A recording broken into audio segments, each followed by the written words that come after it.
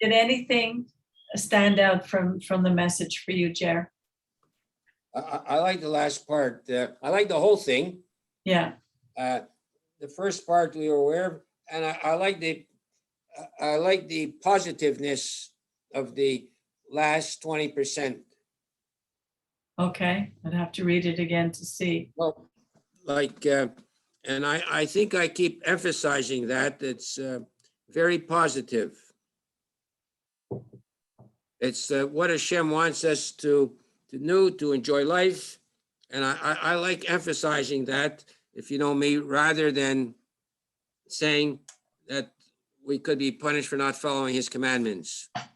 You understand where I'm coming from? I do, except that as parents, when we're raising our children, we have to give them, yes, teach them positively, but help them to understand why they shouldn't do something. Just a minute, I'm just closing something else here. Yes, I know, but I'm just telling you, I like to emphasize the positive. Yeah. You're going to hear that again in this week's message.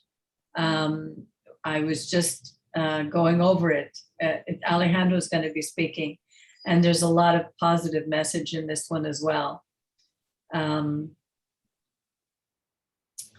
But I think that our people are going so much in the wrong direction right now.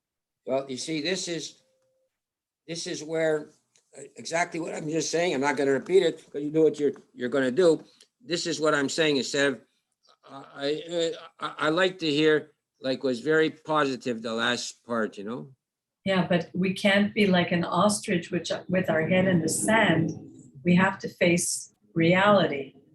And what he's saying is that our people have a kind of spiritual ADHD. I remember I had a friend. Yes, but I'm just telling you where I understand where you're saying. I'm just telling you where I like to focus on. No, and that's important. We need to focus on that in our lives. I'm going to tell you, I'm going to mention something now. You don't have to answer it right away. Okay. Like you'll answer it in time when it comes to it. Like Hashem made nature, right? Yes.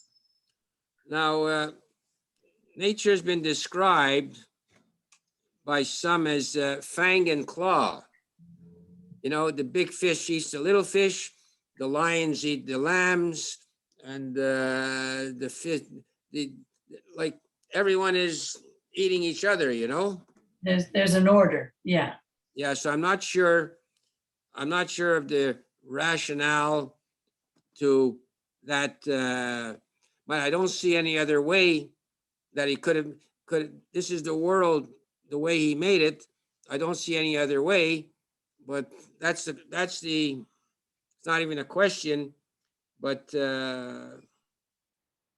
that's our world. It's made that way. It's yeah,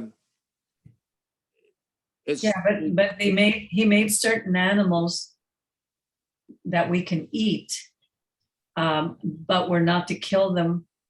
We're to kill them with compassion, and yeah, we're not to kill them just for the sake of killing. Yeah, but I'm Everything just saying, has its order. I don't know, Miriam. Remember we were talking about in the Garden of Eden before they left. They didn't eat meat. I don't know. It doesn't say anywhere that they ate meat, and yet. No. And yet, the first offering that they made after they were thrown out of the garden, they came and Abel did have animals. He raised animals. I don't think when it says the lion will lie down with the lamb, I personally believe that we are not. God didn't create any. I don't believe we're going to be eating meat in the new heaven, the new earth. No, we're only going to be eating shrimp. Now, that might be the exception. We don't have to take that idea, but still, as I just mentioned, fang and claw, it is the survival of the fittest. And I'm not sure, I mean, that's the way. Well, that's different. I don't believe survival of the fittest has that same application when it comes to I'm saying, no, it doesn't. I don't mean to bring that in, but just as the idea, you have the buffalo who is not running fast enough is going to be eaten by the lion. Yeah, but in the herd, they can protect themselves also from the lion, and the lion could starve too. It's funny because one of the verses that he quotes this week. Hang on a second, let me find it. Comes from the Psalms, where it says, Psalm 104:21, the young lions roar for their prey and seek their God for their food. So Yeah, I remember that. I love that. yeah. Well, So the question is, why does one creature seemingly have to suffer to feed another? I don't know if they suffer the same way that we do. I honestly don't think so. I think God is so compassionate. If you watch, even when a lion kills an animal, you'll see him go immediately for the jugular. You may see the animal struggling, but you don't hear it shrieking in pain. It's the same way when you watch them delivering a baby, I watched a horse delivering a colt. You don't see them in pain and delivery. I don't believe they have the same pain as humans do. And that only came after the curse. In pain, we would deliver. So I don't know if we understand the nature of these things. Well, the whole idea is our nature is one creature is living off another. That's one part of our nature. The other part of our nature, the Yetzer Tov, is living together with each other and supporting each other. So we have both, and God wants us to make a choice from the very beginning. He always tells us to make a choice in absolutely everything. We don't have to live off others. And I'm not going to get an answer. So you're married to 4 husbands? Yes. Peggy? When you come back, which one are you going to be with? Am I married to 4 husbands? God forbid I should be married to 4 husbands. I'm just explaining to you. I'm just here. This is this scene. That's what they asked Yeshua. That's right. Yeah. But he answered it. He answered that. There will be no marriage in the Olam Haba. We don't know what it's going to be like then. But I don't know if I would want 4 husbands, although I might have already had 4 husbands. Well, why not? Put it that way. Why not? Because I'm not a superwoman. It's just you don't have to have them at the same time, not like the Muslims, but anyhow. Yeah. Hi, Yona, how you been? Everything okay? Yeah, we're all good. I was just eating with Rudy. Yeah, I know. I got a text from Holly, and they're going to be a little late. I think they're busy at their house. Right? Any news about? I don't know if I saw on Facebook today, she posted a picture of Matthew holding the baby with all the kids around him. She says the guy is amazing. He goes to work all day, comes home, takes care of the kids. You know, he's like just been doing so much to support her, and she feels guilty. She just gave birth and she's feeling guilty. She must be Jewish. So just to reassert, Iona, your sound is good. Thank you. Yeah, better. So this week, the portion continues. Hang on a second. I just want to see if I have it back here. Yeah. Did you have anything specific that you wanted to ask, Jer, or Miriam, or Iona? Anything specific? I just liked where God always said that He was, I forget how it was worded, but that basically He's with us, and that He's taking care of us. That's exactly what this portion is about. Yeah, and sometimes it's hard, especially with my past couple of months. It's really hard for me to believe that, but I know it's true. Yeah, and it starts here. Can you see the words? Is it large enough? Yeah. Okay.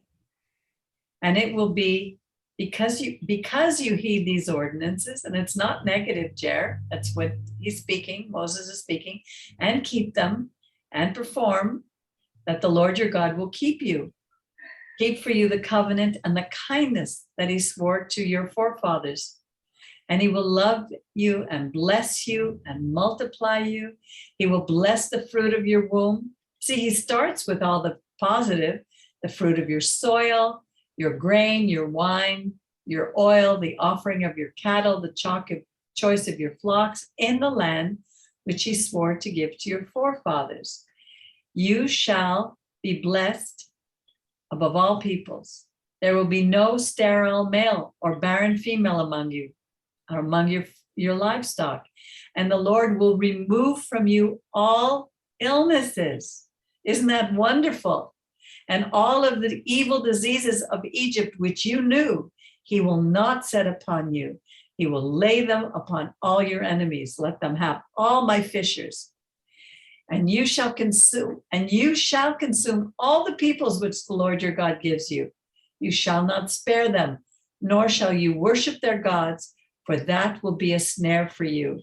And that today is still a snare for us. Will you say to yourself, these nations are more numerous than I. How will I be able to drive them out? You shall not fear them. You shall surely remember what the Lord your God did to Pharaoh and to all Egypt. The great trials that your eyes saw, the signs, the wonders, the mighty hand, and the outstretched arm with which the Lord your God brought you out. So the Lord your God will do to all the peoples you fear. And also the tzira, which is translated as hornets, the Lord your God will incite against them until the survivors and those who hide from you perish. You shall not be terrified of them, for the Lord your God, who is in your midst, is a great and awesome God. And the Lord your God will drive out those nations from before you little by little. You will not be able to destroy them quickly, lest the beasts of the field outnumber you. But the Lord your God will deliver them to you, and he will confound them with great confusion until they are destroyed. Now, it's interesting because this has happened in the history of Israel several times in our history where the enemy has come against us and he confounds them with confusion. And you can interrupt me anytime if you have something to say. And he will deliver their kings into your hand, and you will destroy their name from beneath the heavens. No man will be able to stand up before you until you have destroyed them. The graven images of their gods you will burn with fire. You shall not covet their silver or the gold that is upon them, and take it for yourself, lest you be ensnared by it, for it is an abomination to the Lord your God. Nor shall you bring an abomination into your house, lest you are to be destroyed like it, and you shall utterly detest it, and you shall utterly abhor it, for it shall be destroyed. It is to be destroyed. Every commandment that I command you this day, you shall keep to do, that you may live and multiply and come and possess the land that the Lord swore to your fathers. And you shall remember the entire way on which the Lord your God led you these 40 years in the desert, in order to afflict you, to test you, to know what is in your heart, whether you would keep his commandments or not. And he afflicted you and let you go hungry, and then fed you with manna, which you did not know, nor did your forefathers know, so that he would make you know that man does not live by bread alone, but rather by whatever word comes forth from the mouth of God does man live. Yeshua said the same thing in the book of Matthew. Your clothing did not wear out upon you, nor did your feet swell these 40 years. You shall know in your heart that just as man chastises his son, so does the Lord your God chastise you. So you keep the commandments of the Lord your God, to go in his ways and fear him. For the Lord your God is bringing you to a good land, a land of brooks and waters, fountain and depths that emerge into valleys and mountains, a land of wheat and barley, vines and figs and pomegranates, a land of oil producing olives and honey, a land in which you will eat bread without scarcity. You will lack nothing in it, a land whose stones are iron, and out of the mountains you will hew copper, and you will eat and be sated, and you shall bless the Lord your God for the good land he has given you.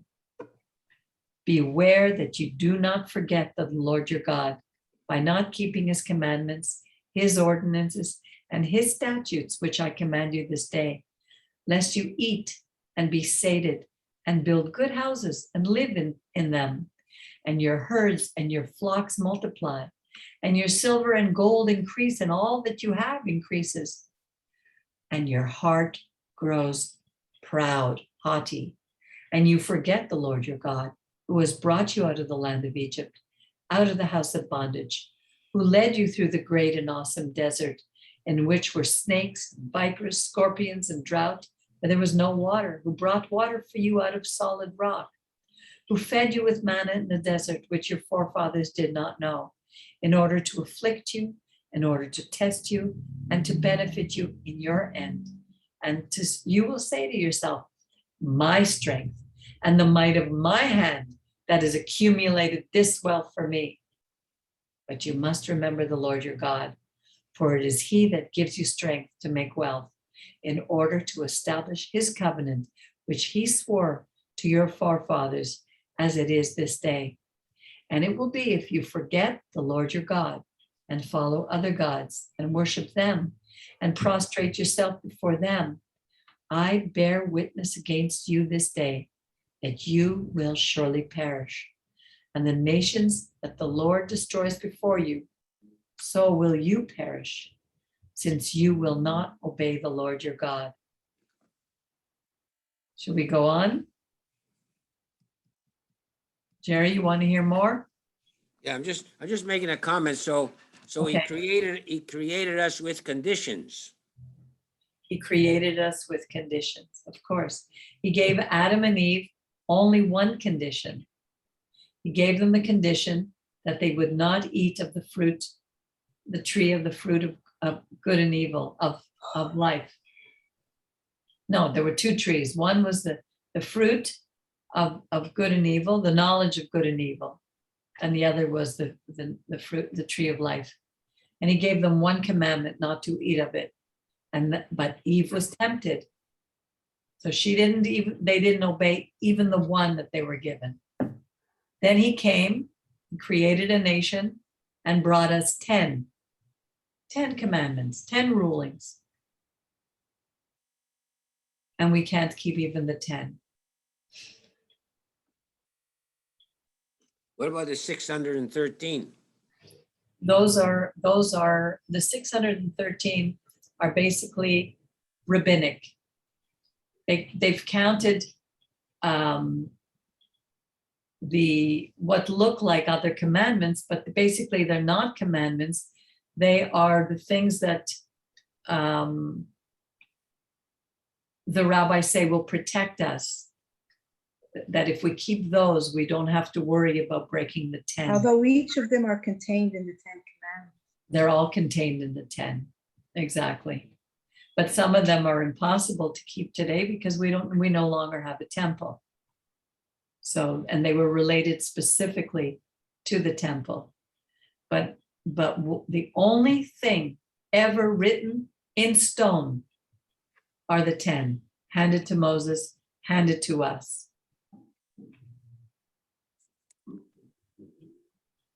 So yeah, there's a condition. If you have conditions in your house, like if you come in the wintertime with boots and people come visit you, you tell them you want to come in, you take off your boots. Are you punishing them? No, you have a condition to come into my house in the wintertime, you take off your boots. He even said in one of the passages in the readings that he's giving us these commandments for our good. So it's not a tribulation or a trial. It's just a moral law. All societies have been given, God has put a basic moral code in all human beings, of the nature of right and wrong. Well, I'm going to answer my own question. He gave us conditions because he gave us, so to speak, free choice. So if he didn't give us free choice, he wouldn't have to give us those conditions. Exactly. And little by little, we're watching the world today, the leaders of the world removing the free choice of the common people. And I think this is in a consequence for all the disobedience that's going on in the world. God is saying, you don't want to obey me? You prefer to obey man? Okay, let me give you over to human beings and let's see what they do to you.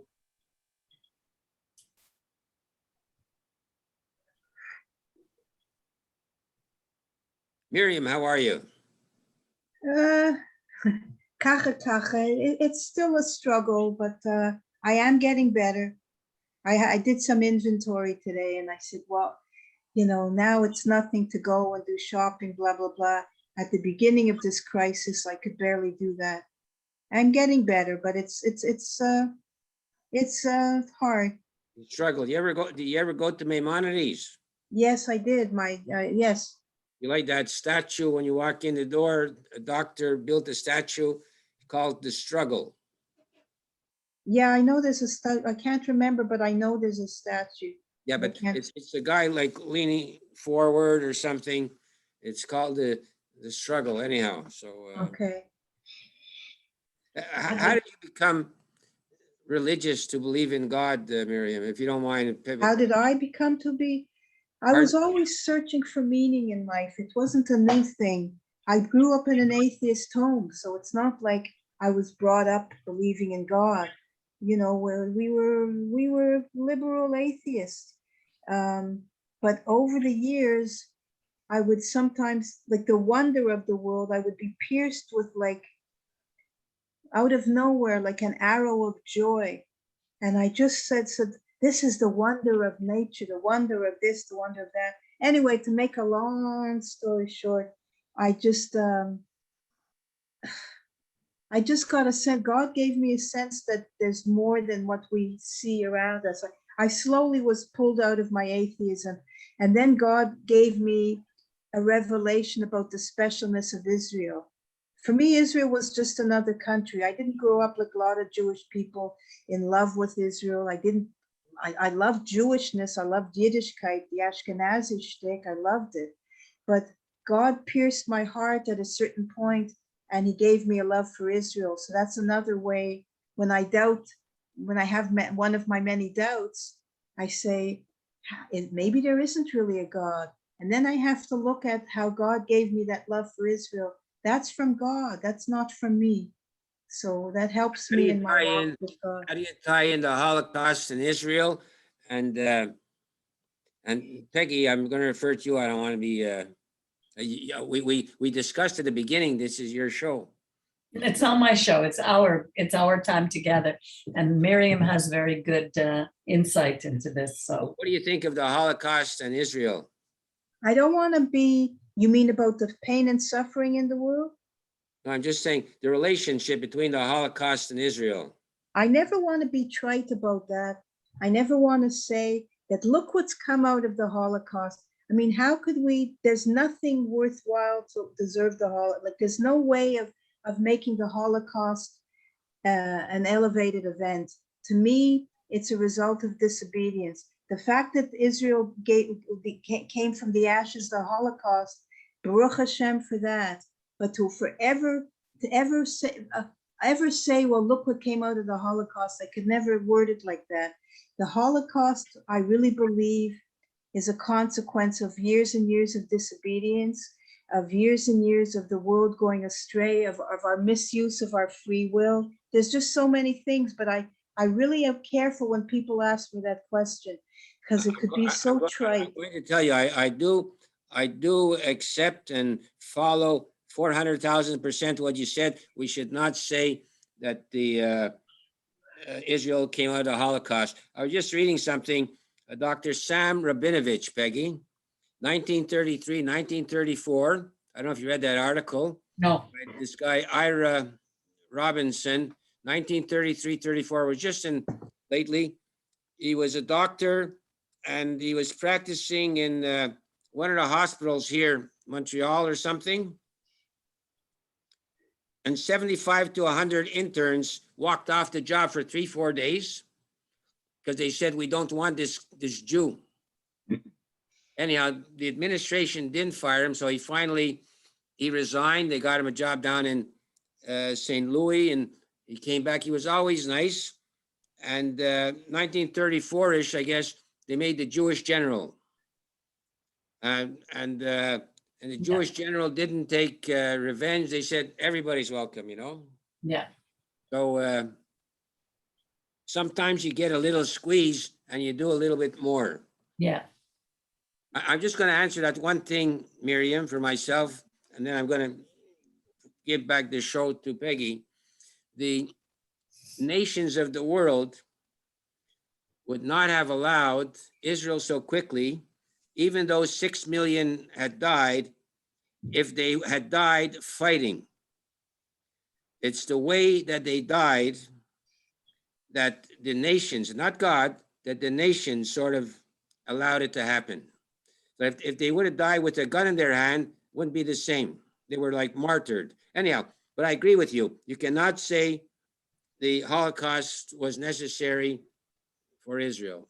I just don't like that kind of, even though it doesn't always mean, when people say that, I know what they mean, but it could sound like it's trivializing the Holocaust. It was such a horrendous horror that I never want to see, oh, well, this is good happened. Like, even though it might have truth in it. Anyway, I was just commenting on that. In 500 years, Miriam, if because of Israel, the Jews are a great, great, great, great nation, they might look upon that differently. But at this moment, I believe I'm with you 400,000%. Can you say that again, Chair? I don't understand what you just said. In 500 years or 1,000 years, that because of Israel, that the Jews over the world will be a great, great, great nation. One might then look upon what Miriam said possibly differently, that the sacrifice would have been worthwhile. But at this time, I agree with Miriam 1,000%. But in the big picture, as you always mention, maybe in 1,000 years, we'll say, well, let's say we're going to have 1 billion Jews and from Israel. So you might say, well, that was a sacrifice we made. And all these here souls, Miriam, that were perished in the Holocaust are going to be given a good status with Hashem. I guess what you're saying is distance makes us see things a little, we wouldn't be we're too sensitive because it's like it happened last week, the Holocaust. So anything we say about the Holocaust has to really be delicately put.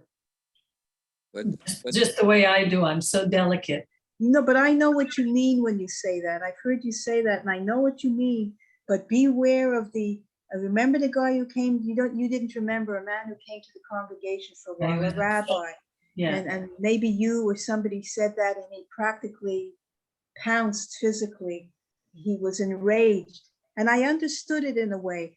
We have to be careful how we say it. I know what you mean, Peggy. There's truth in what you say. Very delicate topic. Yeah. What brought the anti-Semitism to light this week, Peggy, was this Dr. Rabinovich, who 100 interns refused to go to work. You should look that up, perhaps.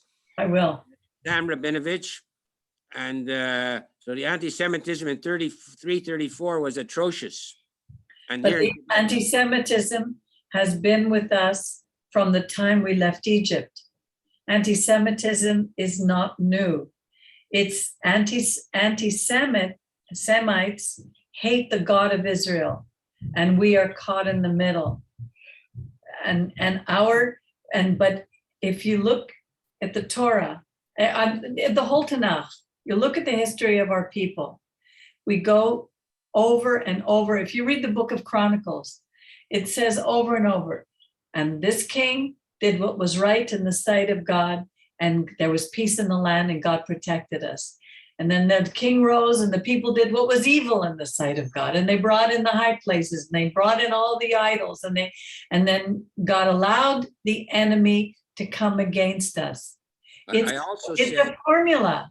I also said last week, Peggy, that we were not necessarily the only ones. You have the Armenians. There's no doubt about it, but there's no nation under heaven that God made the promises to. How long were the Negroes in slavery here in the United States? I 200 understand. or 400 years. I understand. They used to whip them and burn them and kill them. Terrible. Atrociously. Yes. So I agree. Hatred is horrible. Why do you think God wrote in the 10 Commandments, you are not to commit premeditated murder? It goes against his very nature. He wants us to love all humanity. We are to be a light to the nations. When we leave humanity to their own devices, outside of the Torah, outside of the commandments, we are all moved toward our destruction. That's why it's so important. Hi, Rendezvous. Hi, Rendezvous. Hi. It was good to see you guys. Yeah, How was your day? it was good. Yeah, good. I got bitten at Bubba's house. Oh, no. And I have Can I see it? Where is it on your shoulder? Hang on a second. Oh, I think I see it. It's pretty big. It's a big round. I wonder if you got bitten by a bee. I don't know. I would have felt a bee, but the sting was here and I pulled it out, but the whole thing is like a big red. Wow. You That's must feel not, Arctic. I don't think that's, Peggy, could you send me a picture of that? Of my arm? Yeah. Okay, I'll try to take a picture of it. Maybe. I don't think that was I looked up Lyme disease. I looked up different types of bites. I'll go to the pharmacist tomorrow and check it out because I've had it since Sunday. It started with one little bite and now it's gotten bigger right till. could be a spider. Oh, really? Oh, maybe. Yeah. I don't know. I don't think it's Lyme. I don't think it's a tick. No, I think I would have other symptoms. But anyway, when we talk back to the Holocaust, it's true, it's a very difficult topic, but the Bible does say, it says in the Tanakh, can a nation be born in one day? God already had in mind the nation of Israel. He knew how the whole thing would unfold. He knew that by one vote, Israel would be voted in to be a state, even though still so many nations were against them. And literally in one day, we were born as a nation. But I'll tell you, if you ask the Jews in America today, how many, or not even so much today, because the hatred is more prevalent in America and Canada. But what has driven people, the Jews, to move back to Israel is anti-Semitism in the land that they're living in, is when we're pushed out. Because even when we were taken into captivity, the very first time we were kicked out of the land, we were kicked out of the land because we did not obey the Shemitah, for 70 years, we were in Babylon because for 490, we didn't obey every 7 years to leave the land grow fallow and the idolatry that was in the land. So we were kicked out to Babylon. When the doors were open after Nehemiah rebuilt the wall around Jerusalem and Darius said they can go back, only 10,000 Jews returned to the land because we are comfortable in a foreign land. It's hard to live in Israel. I can think I've always wanted to go. Even I was born in a house like you, Miriam, totally secular, even more secular, less Yiddishkeit than you. We had nothing. We didn't have a mezuzah on our door. My father had a horseshoe on the top of the door. My mother had a little Buddha on her dresser. We had nothing at home. And yet when I was 12 years old, I wanted to go to Israel. I joined Young Judea and I started learning Hebrew and I had this desire to go to Israel. I don't know why. but I that's great. never made it. But today, if I look at Israel as it is today, I don't want to go anymore. Is it true there's less anti-Semitism from the Asian countries? I sent you a couple of things. And even in between, even the Muslim countries are not so anti-Semitic as Western civilization. They don't like the Jews politically, but Yeah. not so much religiously. Yeah, well, that the anti-Semitism in Muslim countries really was raised up after, the groups like ISIS came in and the Palestinian. That's only happened recently, but our people have lived in peace with the Muslims for centuries. If you go to Israel, most most Arabs living in Israel live a good life. Yes, there's racism. There's no doubt about it, but not what we see. This is recent. It was the Christianity that was the enemy, and the Muslims and the Jews always. The Muslims would use the Jews to negotiate with the Christians to do business, because of they were more the enemy in our history, not the Muslims. Well, maybe we should all go to China and Japan. Well, My sister lives in Japan. Pardon? We can stay at her house. the Japanese and the Chinese welcome the Jews in. What does your sister? How come she lives in Japan? She went there about quite a long time ago, I guess about 30 years ago, to teach teach English for 1 year. Then she extended it 2 years, and then she extended it another, I don't know, 25 years. English She's been is a there second language, no? Huh? She teaches English as a second She language. teaches English, yeah. She's been there a long Is she time. married? Why am I hesitating? No, she's not officially married. She had a boyfriend there, but they're good friends. They're not, Japanese or? a Japanese man. Very, very nice man. So I guess she speaks, writes, and reads Japanese. She what? She speaks, writes, and reads Japanese. Yeah, quite And what well. about you? Do you know any Japanese? Konnichiwa. Oh, konnichiwa. That's right. Toire wa doko desu ka? Where's the washroom, please? That's the first thing I learned in Hebrew. Eifo hashivotim. Where's the bathroom? We need to, that in every language we need to learn. Which one I is was that? just, sorry? What did you say, Peggy? I'm sorry. Where's the bathroom? Eifo hashirutim. A4, yeah. Whenever you want to know, you just ask Rhonda. She knows where they all are. How's Albert doing? Any news? Iona? No, Albert, it's postponed, I think, they're gonna have their next phase of the trial in many months from now. Oh, it was that long? Yeah, it's quite They were long. supposed to have had it on Friday. Yeah, they did. And there's more that the court needs. So he paid what's it called? He's A out lawyer. Oh, yeah. on bail or whatever? Not bail, he's out on. Oh, yeah, he's home. Let me see what she said.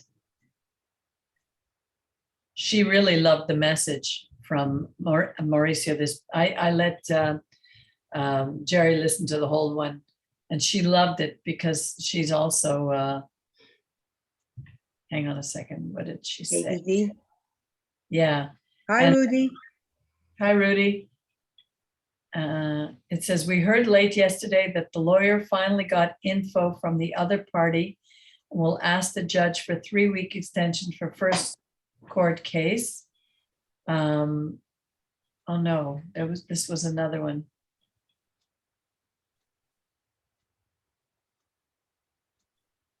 There's going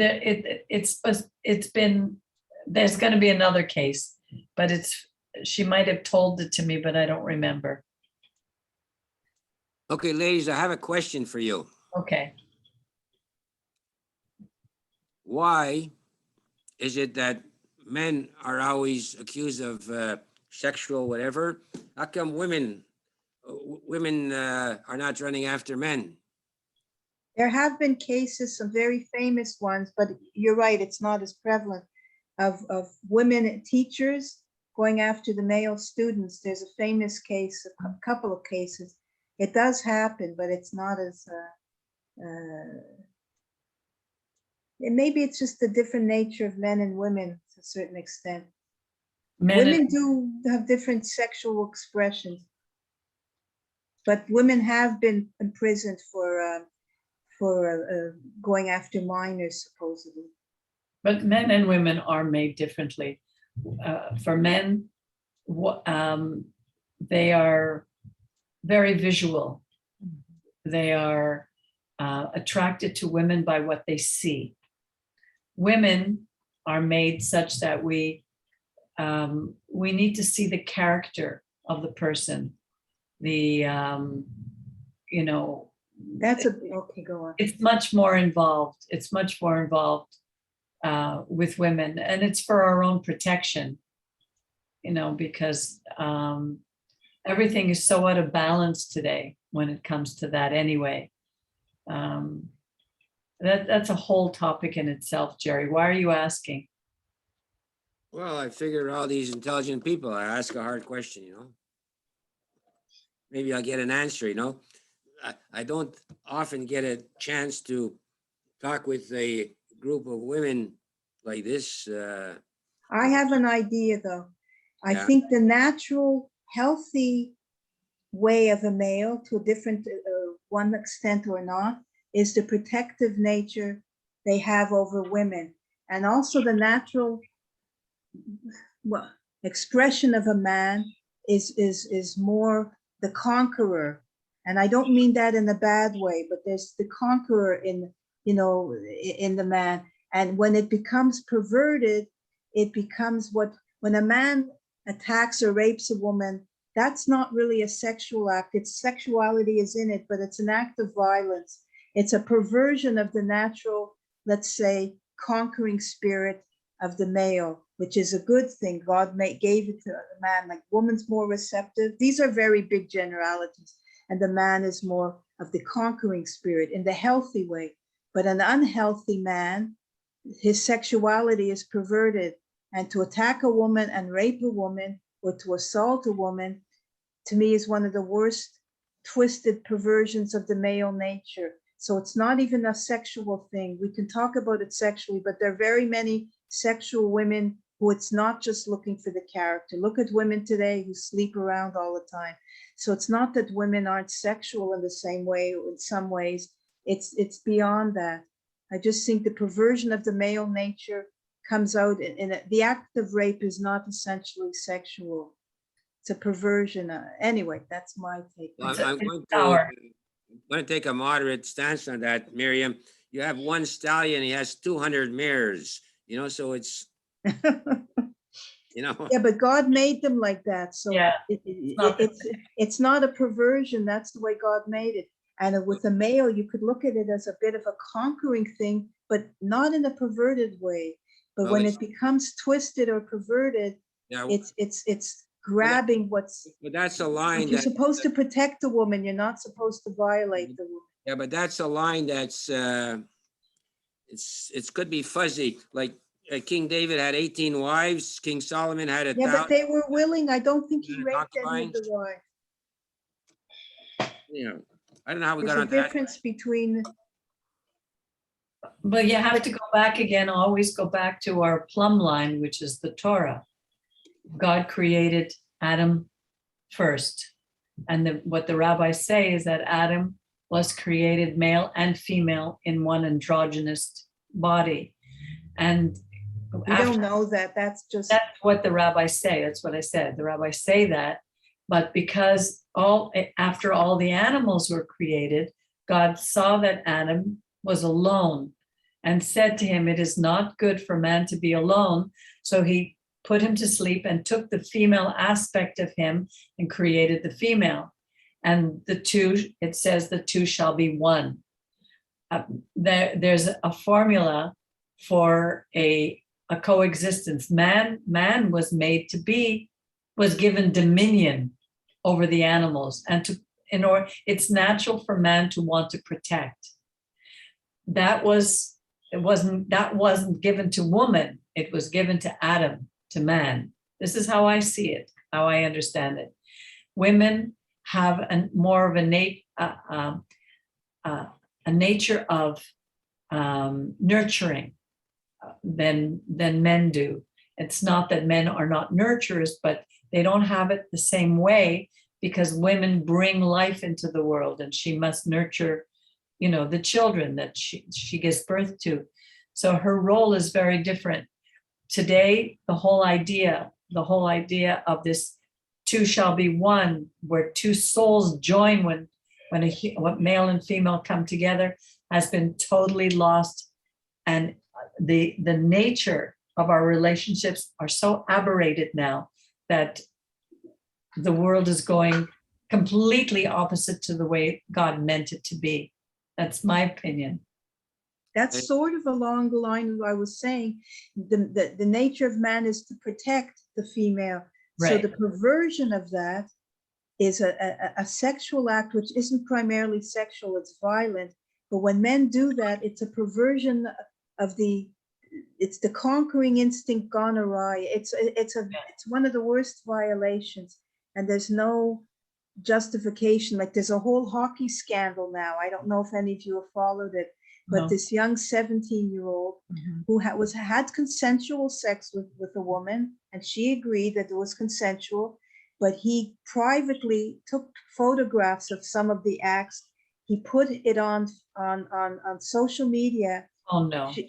First of all, it's such a violation because it's very hard to take these things off. She is so devastated, and she admitted, she said, yes, they were having consensual sex. It's not about a violation of this by sex, but he took that, he violated her, and now the Canadians have drafted him it's become a whole scandal. They've drafted him to play hockey next year, and everyone is saying what a terrible thing they've done. It's immoral, blah, blah, blah.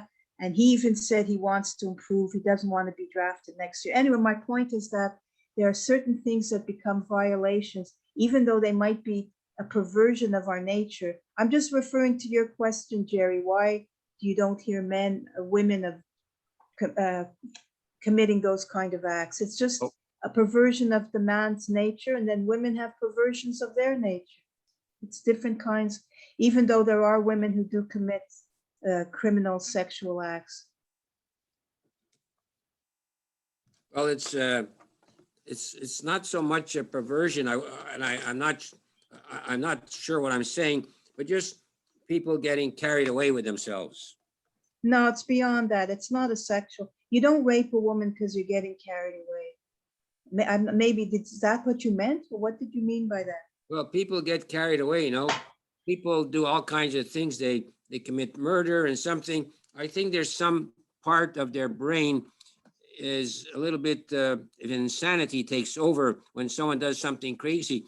And the scary part about it is that we're all capable of that. Yeah, that's true. We're all Everybody. capable of doing a very malicious act. Yeah, that's true. Yeah. I agree. We are. And that's the scary part. That's where the difference is, again, our relationship with our Creator. If we have no relationship with our Creator, there are no standards by which we can measure what is right and what is wrong. That's what He told us, what's right and wrong. This is a point of disinterest. Okay. As your rabbi said, Yes. people are not going to be married when they come back. So I'm just contemplating when we come back that we shall be all like Adam Cadman, whatever it means, the first Adam. We shall all come back male and female in one. Maybe. I hope we can eat pizza. Whatever you eat, it will taste delicious. Like the manna. That's what the rabbis say, that the manna, which is it coming in this week's Torah portion, he reminds us that that our feet, our shoes never wore out in the desert. God always provided everything for us. He gave us the food. And whatever the rabbis say, that whatever was your favorite food, that's what the manna tasted. but it wasn't enough for us. We wanted more. We're not easy, let me tell you. No. So we're all going to be linked up with our favorite people. And yeah, and we're going to recognize each other on the other side, but I don't know what we'll look like. Maybe we'll look like those characters in Cocoon. We'll be radiant. Remember when Mauricio Radiant. saw Rabbi? I mean, maybe he didn't see him in his final state, but he said he was radiant. Well, it's like when Moses came out of the Right. to meet- Radiant and had a sweet smile. yeah, when he was radiant. Exactly. Well, it's 10 o'clock, everybody. It's good to see y'all. Good to see you all. Good to see y'all, and I will say good evening unless you have any more interesting questions, Jer. Well, I'd like to give Rhonda Rudy? and something if they want to say something. Rhonda, is there anything you want to say? No, I'm fine. Rhonda excels in public speaking. I just have a quick question before I forget. It's not biblically related. Ron, did you watch HGTV at all? The House Yeah. channel? Yeah. Did you know that there was a second part to the Hometown series? Hometown Takeaway, that they're now in Alabama? Oh, I didn't know that. Since Anyway, when? okay, I thought maybe I missed it. Anyway, it's been done already. I was just wondering if you saw it. No, I maybe it's haven't on seen it. another I watch, I record every week and the whole 'Cause I love story, that so I show, haven't and seen if anything. you find it, let me know. It's called Okay. Hometown Takeover. Okay, I haven't seen that one yet. Okay, anyway, I guess it's gonna come. All I'll right, that look it was up my little, look it up online and see. what they're the details believers, are. you know, Aaron Oh, and really? I didn't know that. I knew it just because how much I love them. I can Yeah. always pick up when somebody, I just knew it, and then when I found out, I was so happy. Yeah, I really like them. Yeah, me too. Rudy, do you have anything you want to add from our conversation this evening? Rudy, you've been very quiet. Yeah, actually, I do. Okay. I don't want to be offensive, but I think we're all a little bit over the hill to understand of what's going on in the world right now. And even though it looks like it's going crazy, which it is, I don't think we can put into the context of what's really happening, because we're looking at it in a way that we're trying to use the Torah to, we're trying to figure out a way for the Torah to make the world go around the way it is. And so, like, it's kind of like my kids are 30 years old.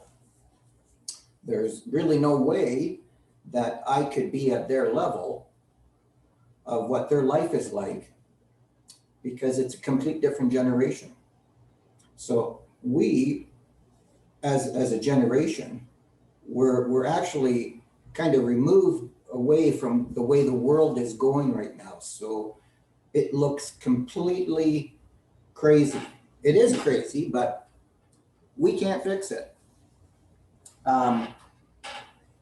One example here is how you were just discussing about this male and female stuff, and how the situation and the position of male and female has actually changed in the last 100 years, and actually where it started from and how it came to be where man was the way he was, and how the woman came to be the way she was in the situation at home. For example, I don't know if anyone has seen the movie The Red Pill. The red what? The No. Red Pill. No. No. Okay, The Red Pill was made by a feminist about 10 years ago. Okay, she wanted to meet all the bad men in the world, all the arrogant, molesters and chauvinistic guys. And because that's the way the feminist movement has shown men. So she went and did this this movie, and she found out something completely different about society and how it actually used men and spat it out for the last 100 years. So that's a good movie, The Red Pill. I recommend that.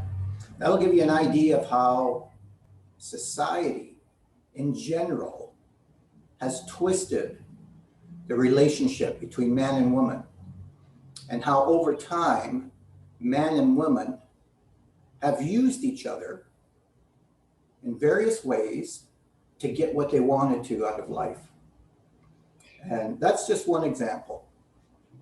Another interesting one is called The Better Bachelor.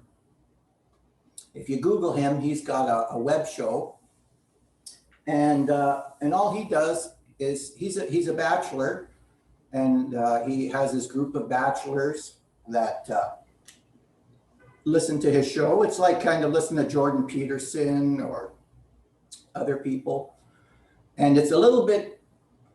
It looks really, really slanted, and it might be most Can't hear you.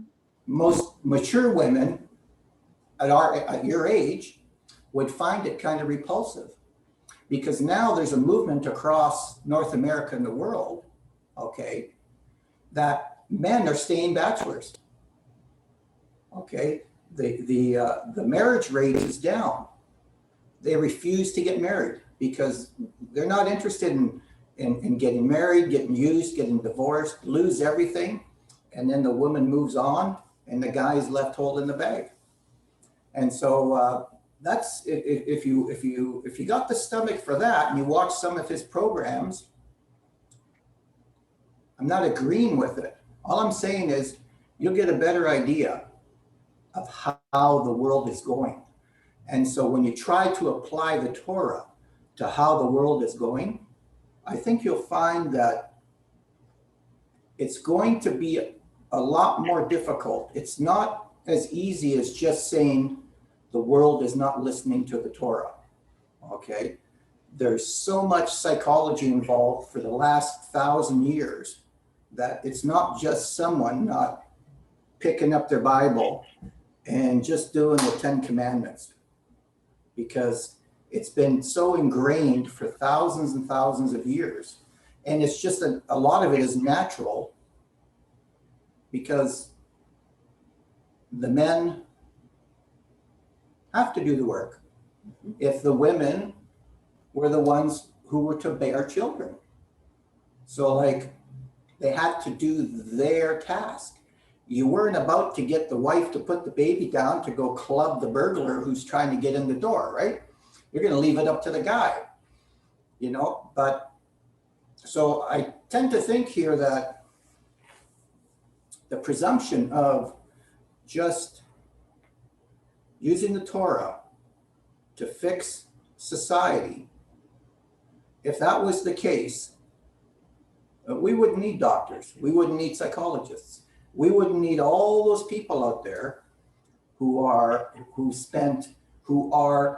God's gift to human beings, because those people just weren't miraculously made by the devil. The devil just didn't invent the psychologist. He just didn't invent the doctor. Those are all people that God put on this earth for a reason. And we need to listen to everybody, because we need to understand human nature, because the Bible and the Torah tells us stories of history. We are separated by 2,000 years, 3,000 years. It's not like my father was 3,000 years ago and I was a little kid and I'm listening to him tell me, you know, what to do. There's so much evolution that's changed between then and now that it's not that easy. And, Well, I agree with you, Rudy, that we cannot change the world. And the Torah is not about changing the world because only He'll be able to do that, God Himself. But the only thing that we can do is to fix ourselves. That's the Torah gives us the tools by which you and I can be in a process where we make ourselves better. And by making ourselves better, those around us benefit. And I don't know if, you say men and women use each other, all people use each other. Do you use Iona? Use you? I'm explaining this in a way to understand that how the world is going right now. If you watch the movie The Red Pill, that'll give you a better explanation of this, not just coming from me, because I'm not very good at explaining stuff after I see it. Okay. But it's easy to see the way the world is going. And Yeah, it's gone that way before in the world was history. already messed up. The world was messed up when they were in Egypt. It was already messed up then. It was messed up 3,000, 4,000 years ago. It was messed up. The first two children born to Adam and Eve messed up. Cain killed Abel because he was jealous. It's our nature to mess up. That's why we have a Father who teaches us how to unmess. So when we listen to what He's saying to us, we can unmess our lives. And all we can do is look at our own lives. There's too many people trying to change others, but their own life is a mess. We have to work with ourselves, period. That's it. That's right, but it's a little bit more complicated than just following the 10 Commandments. Well, actually, it is not. It really is not. Because it's maybe the way it's described, you're looking at it as simplistic. Really what it's saying is that everything you do is a moral choice. So if you go to the store and you want a chocolate bar and you just grab it and put it in your purse, you've just made a moral choice. So all we're saying is not that it's simple, but that everything you do, even when you say using each other, in a perfect world, it's not using, it comes out of love. You wouldn't use the expression using somebody when love is involved.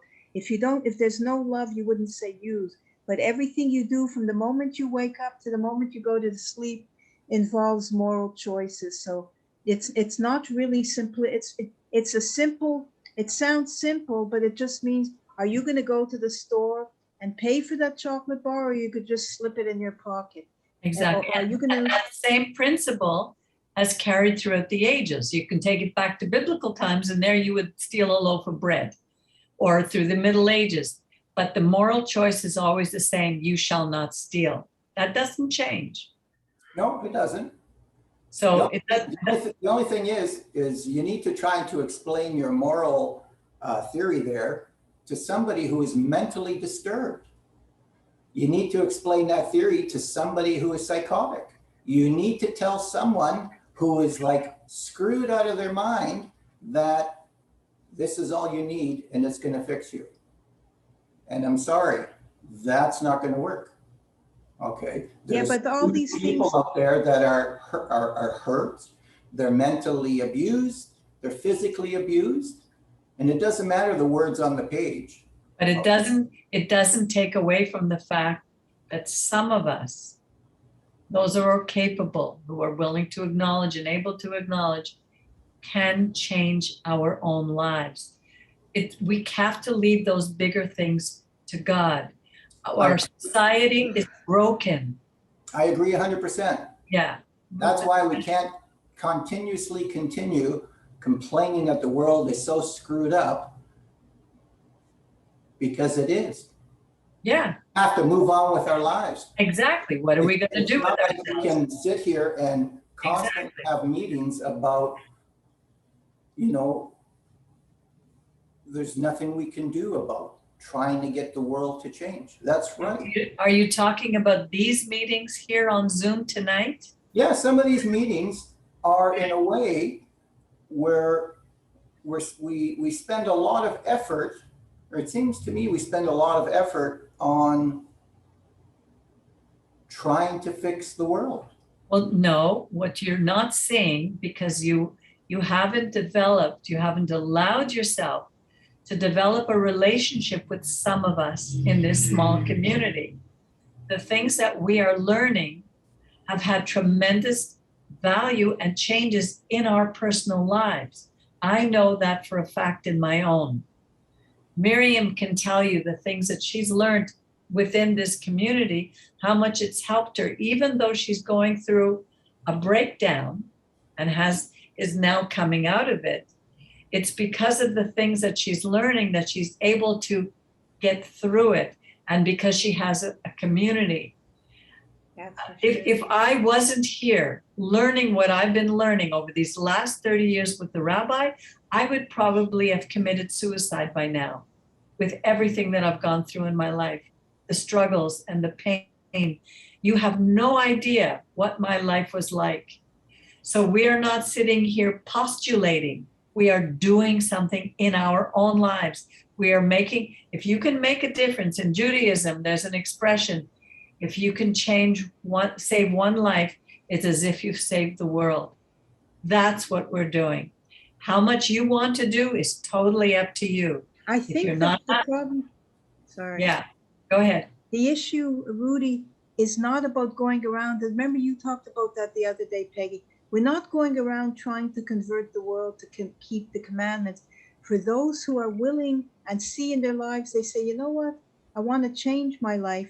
These are the people who make decisions to live a moral life. Like Rudy, can I ask you, do you consider yourself that you make generally good choices about right and wrong? If you see somebody fall down on the street, will you go in to help pick them up generally?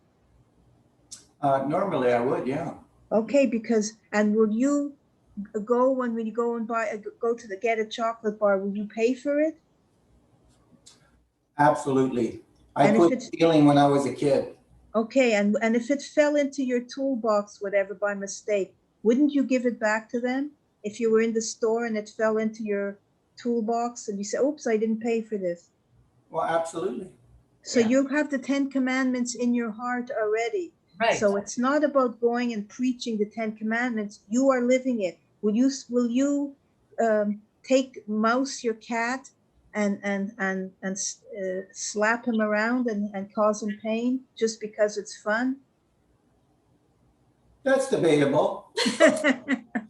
What I mean is you have the moral principles of right and wrong already in there.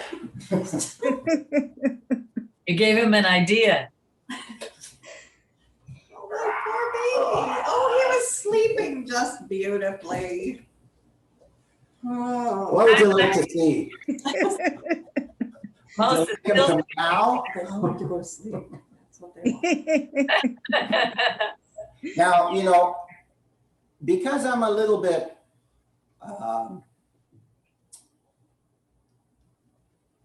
maybe a little bit too blunt and maybe not very politically correct. Okay, I'm far from politically correct. So, but then you guys are the opposite. So somewhere in the middle. Oh, you think we're very politically correct? Well, for the most part, yeah, compared to me anyway. Okay, can I think of what I'm asking you? Go ahead. Maybe are you saying that we seem so nice and perfect and never swear or never do a bad thing? Is that what you think? What have you? No, it's just, I think because I have a difficulty of explaining it. Okay, it's, I feel that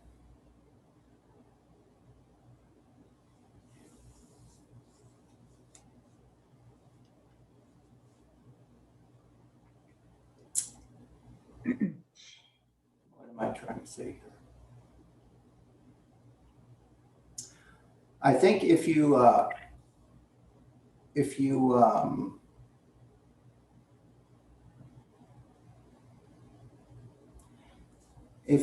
were to just go look at a few things like I explained and spend some time on it, you might kind of see where I'm kind of coming from. Everything is not as easy to correct. You know why? Because people have made their decisions. Maybe that's what you're not understanding. The world is a mess, not because they need us to come preach and say, you have to do this. No, but Rudy, they've made their decisions already. I'm not going to change them.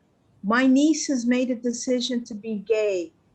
I'm not going to change her. I asked her at the beginning, I told her what I believe, and I said, if you ever want to talk about it. Now she doesn't. Now I'm not going to go preach to her. She's made her choice for the moment. So, but my point is, for people, the world is cruel in a lot of ways. People have made their choices. You know, I'm not talking about people who are committed to their choices. I'm not talking about preaching. It's about how we are to live our lives. You know that you're not going to go to the store and steal. You know that you're not going to go and throw your cat off the roof. You know that you're not going to go. If you see a woman being beat up on the corner and you're there and you could help, will you help? If you're in a position to help? I usually would. So you have a moral code built into you already. That's all the 10 Commandments is. The moral code, okay. People can know what's right or wrong. Exactly. Okay. People, you know, you're even without ever stepping into church or opening up a Bible, somebody will teach you the difference between right or wrong. Yes, and that's what basically. Depending what century you came from, depending what cave you came from, okay, because some people still living in caves, okay, they know what's right or wrong, but they still do things that are wrong. So the morality part, over time, some people can keep it. Some people can change it. Societies can change it to benefit whatever they want, whatever political way they want to go. If you want to talk about abortion or whatever, or this LGBTQ stuff. So the moral part is not what I'm talking about. All I'm saying is that certain parts of the world in society, or certain parts of society, have changed to the point that what we're talking about with following the 10 Commandments is it ends up looking like they're trying to Bible thump the people, okay, into submission, instead of actually just showing them the light. But that's what we're saying. When I see a lot of stuff on the web and stuff about religion, it's not too hard if you look in politics, when you're looking at news on MSN and stuff like that. Religion is always in there. There's always a person, you know, putting a little verse from the Bible to help the situation. And then bang, you can see all the people that are so far to the other side that don't want to have, you know, they blame religion for everything. And that's like 60% of the people commenting blame religion. So I think what's happening is religion has not evolved to the point to where you're no longer in the same, not even decade, in the same century anymore. It's like it's way far behind for the average person to accept. And so my example of when I asked you to look at those two programs was, it would give you an example of maybe what's going on in society that you're not experiencing directly because we are not in that generation. It's my kids' generation. That's all. Well, thank you. You're not trying to convince me. You don't have to convince me. No, I'm not. I'm telling you that I'm tired. It's 10:25 here at night and I haven't had supper yet. And I'm exhausted. And Rudy, so- I think it's to be continued. We'll It's a have to, very interesting topic yes. about, and I think it's very interesting. So stay in touch, everybody. Jerry, it was good to see you. Yeah. Thank you. Ron, Thank you, Rudy, for your input. Have a good night. Guys, and I'd Miriam. like to continue that, Rudy. yes, we'll What the continue 10 it next Commandments time. are. A little bit earlier though. Start earlier when we're not so tired. Wonderful night and we'll see you on Shabbat. Okay. Thank you, Rudy. Thank you, Good night. everybody.